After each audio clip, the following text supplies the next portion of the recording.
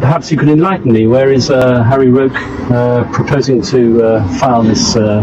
Under Dutch law, under Dutch legal.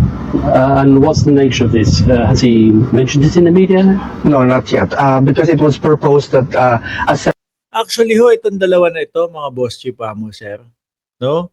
At sa nakikita ko ho, pati po yung mga vlogger ng mga DDS, pati po yung mga gusto na talagang makauwi ang dating Pangulong Duterte. Nahalata din nila si Kaufman na tipong ang galawan ho, pampabagal lang eh. Yung tipo bang nako mas mahaba itong kaso na ito, mas okay para sa akin, mas buhay ang pamilya ko. separate legal remedy filed under Dutch laws could be a possible option.